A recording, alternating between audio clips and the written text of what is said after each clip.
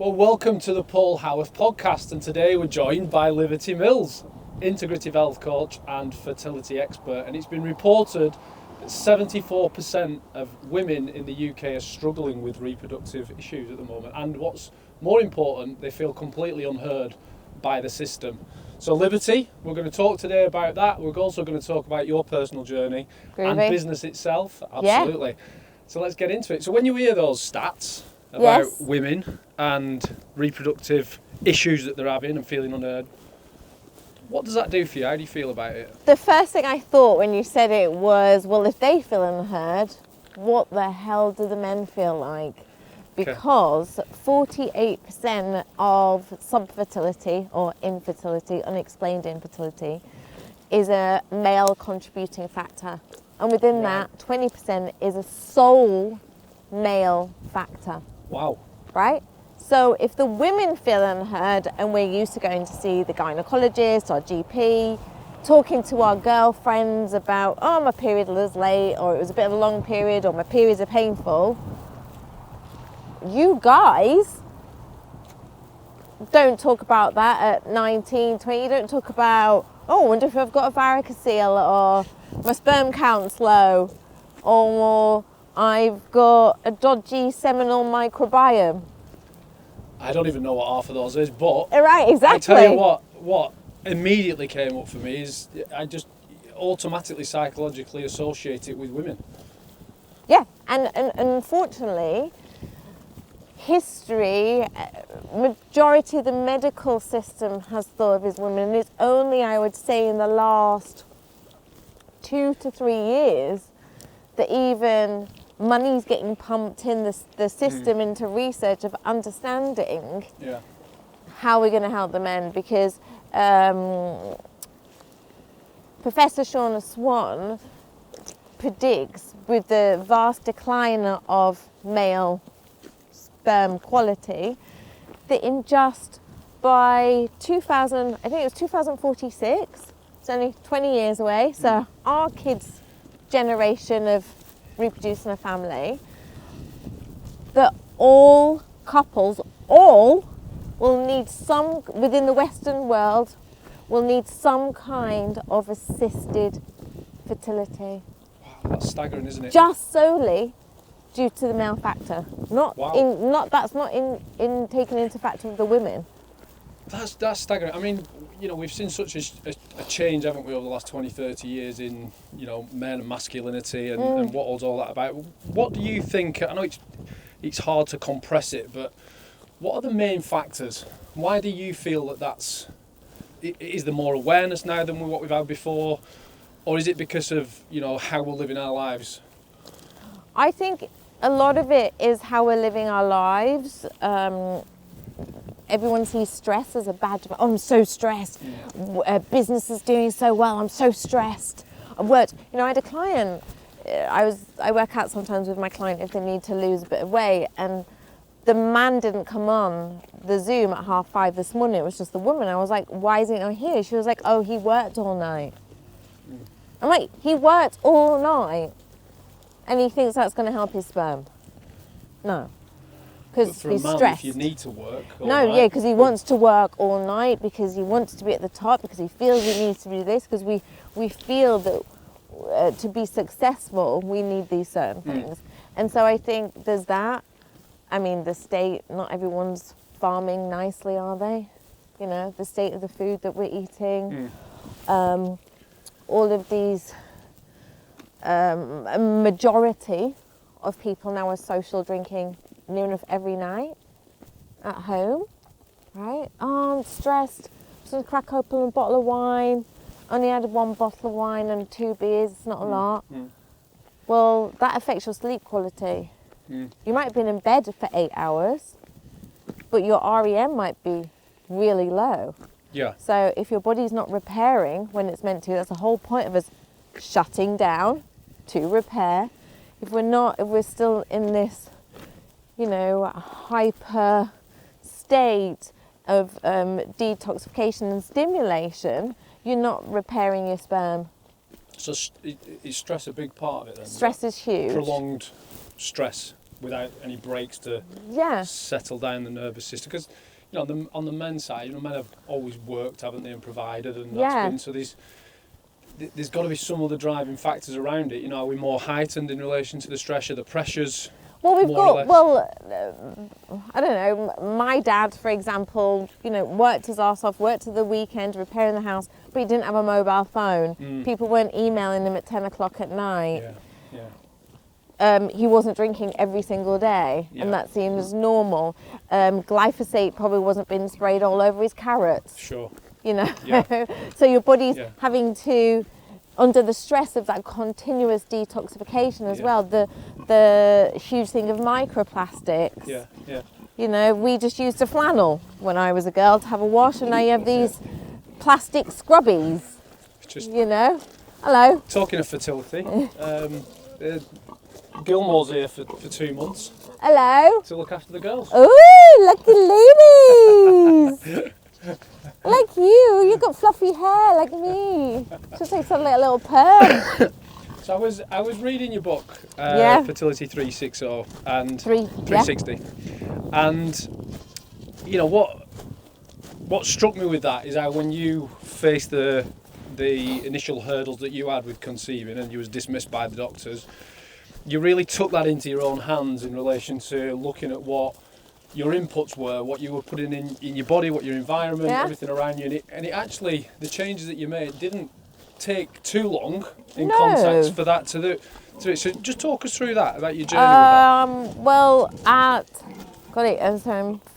Well, I'm 51 now, so I was 43 when I started my fertility journey, and they said I had 0.7% chance of conceiving with my own eggs with IVF.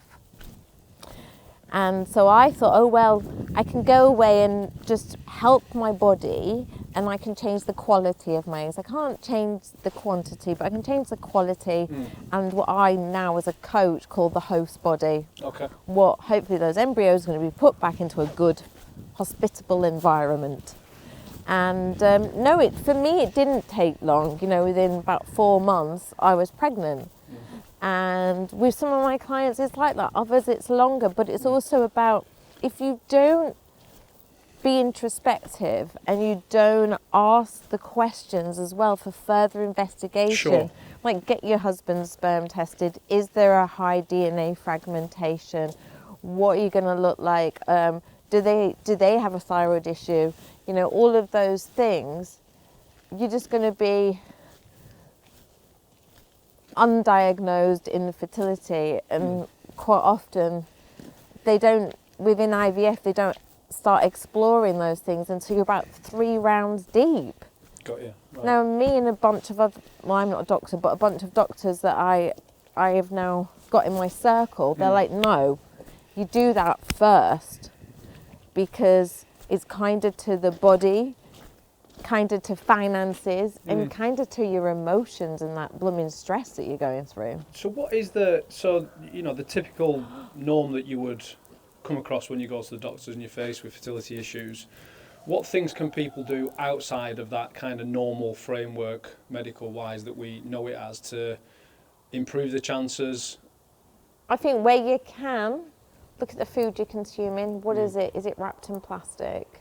What can you change that's not wrapped in plastic? Like, can you get your carrots that are not washed in plastic? If you can't afford organic, even though Lidl and Aldi do a lot of organic, even though they're still in plastic, soak your fruit and veg, scrub them like we used to do back in the day, like my nana and my dad did. Also, food prep. Quite often people are in a rush, I just got a sandwich and I got a coffee. And I'm like, before on the way here, because I knew you'd probably go straight into it, I had 2 pieces of mackerel. I didn't even have time to put it on the plate because I hadn't food prepped. 2 pieces of mackerel out of the fridge, some celery and a pear, and I grabbed a bit of lettuce, and that I just literally ate in the car. I could have just got a sandwich on the way. Yeah. Do you know what I mean? So it's just about switching things round. Yeah, absolutely. So I think food prep, regulating the nervous system. Your body does not, and I say this time in, time out, your body does not know the difference between a Wednesday and a Saturday. So why are you suddenly, oh, it's Saturday, I'm going to bed at 1 a.m. No. And then you're like, oh, I feel a bit tired from the weekend. Yeah, because you've just flown to basically Morocco and got a bit of jet lag. So it's But you didn't get the altering tan. the inputs, and it's changing the environment internally Yeah. through what you're actually bringing into your own space. And when I quite often can't get through to a client, which is often, I say to them, okay, right, week 3, you're not doing the work. Why? Oh, this, because work was rushed. Oh, because it's Christmas. Oh, because I hadn't organised the food shop. I say, okay, would you treat your 3-year-old when this baby comes in to your life, or are you going to treat your 3-year-old like that? And they go, no. I said, well, you're putting down the blueprint for that 3-year-old in every single thing you're doing now. That is the DNA you're passing down to them. And then they change. Because that's a fascinating field in itself, isn't it, epigenetics? I love it. And, tell us a little bit about your journey with that and understanding, because we've got this thing in the minute, which is fertility, and then we've got all these, the food that you intake, there's obviously a spiritual side to it. Your own DNA that was passed on down from my yeah. parents, and then it's those environmental factors that will then express that DNA to go this way or this way or this way. It's how it's going to be expressed. And I found that really... So I would, if people had the money, I would get your DNA tested first so that you can be the best own coach to yourself and make it bespoke. Yeah. Because you and I are different. I just had mine done recently, and it said I don't tolerate alcohol really well. So if you knew that, you'd be like, oh, well, maybe when I go out, I'm just going to have an alcoholic drink, 2 non-alcoholic drinks, an alcoholic drink. Whereas I had another client, it said she tolerated alcohol really well, but not lactose.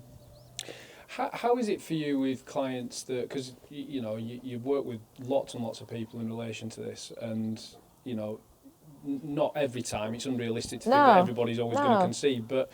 what would you say to the person that's doing all the things, that and they're it's not looking getting after anywhere. the food, they're managing the stress, and it's still not happening? You've got the DNA test, and how do you approach that as a therapist, a fertility expert? It's hard. It's really hard. Like I have a lady that's about to have her baby in February, and we worked together for a year. Wow. And, she wasn't even getting to embryo stage within IVF. And she was doing everything right. But then the more testing, I was like, well, maybe let's go and find out what's going on in your thyroid. Let's go and see if you've got this gene or that gene. Why don't you go and see an endocrinologist? Let's see. And there were certain things that her IVF clinic weren't looking at, her GP wasn't looking at, but the endocrinologist found. Okay. Do you know what I mean? And then that helped her. I was like, why are you eating all this food and you're not putting on weight? All of these things. So sometimes it's about going to the right people. Sometimes it's a spiritual or a mental block. Yeah. And how which is a huge thing. Is that something intuitively and with experience you've learned to pick up on? If you can feel that it's something maybe spiritually or... Yeah, and also sometimes there's that fear. Of course. Of...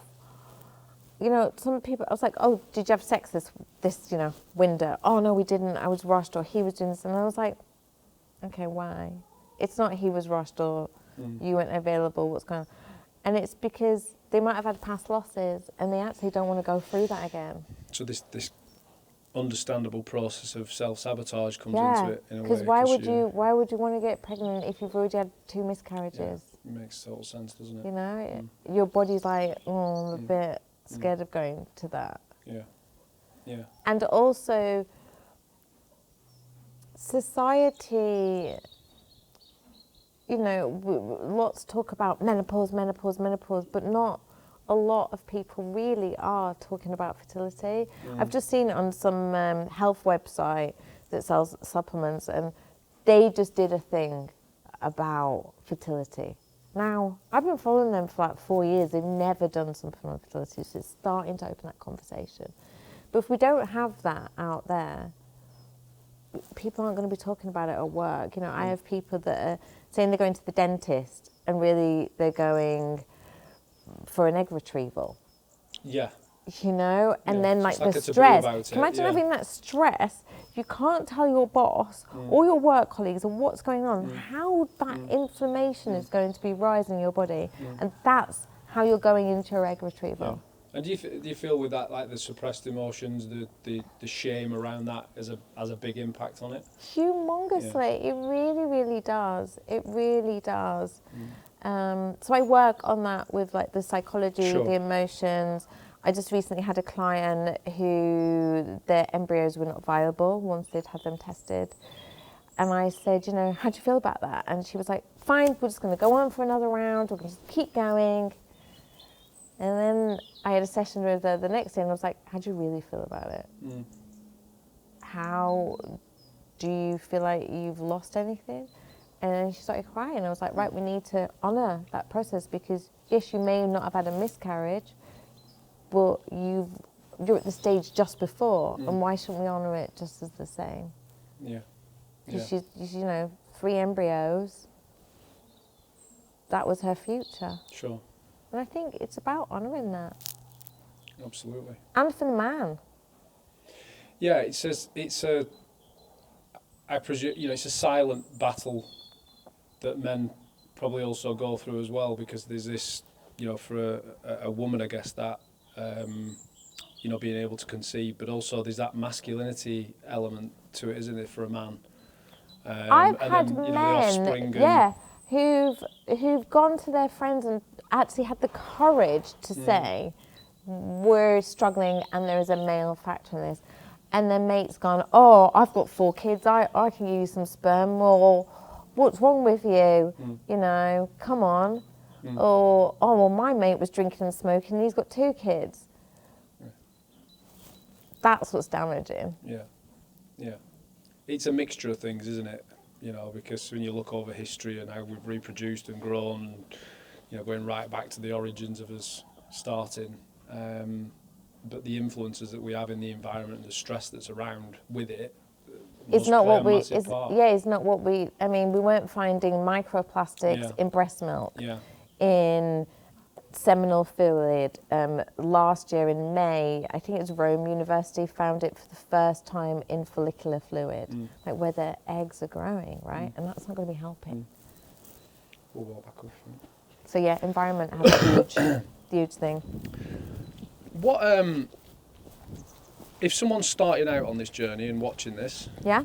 What would be the first step? Obviously, the book's a great indicator of it as well, to look at it and do some of your own research. In the beginning of my book, I asked the reader to answer a bunch of questions about what was the health of your mum like, what was the health of your dad, when was the first time you had antibiotics, were you born vaginally? All of these things have a contributing factor, because if maybe you were born by C-section and it saved your life and your mum's life, you might have a really, you know, a bad kind of dysbiosis within the gut. If you quite often don't have a lot of good bacteria in your gut, you might not have a good bacteria in your reproductive organs, which they're finally finding that, you know, if you're having sex, if one of you's got bacteria in your fluid, the other one is, right? And then they're finding that even within IVF, it's leading to failure of implantation and early miscarriage.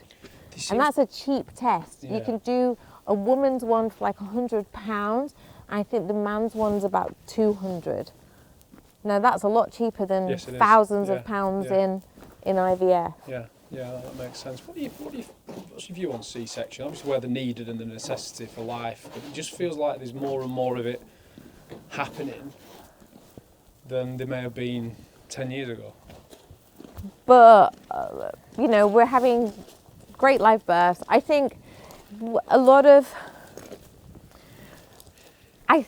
was a lot of pressure on the medical professionals to save lives.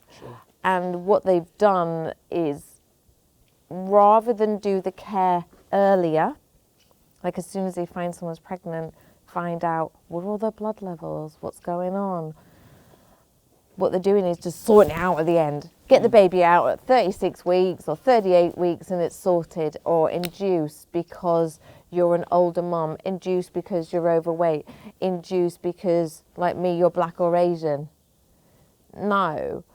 Test my vitamin D levels, test your B vitamin levels, and there are certain hospitals that are doing that now. There's also the Poppy study, which is free for any woman in England and Scotland, 18 to 45, if you are trying to get pregnant and not doing IVF and not had a baby yet, you can do this study. It's free, and they'll start doing all the early testing prenatal, because they want to. They finally want to understand that, but it's not well advertised. Yeah.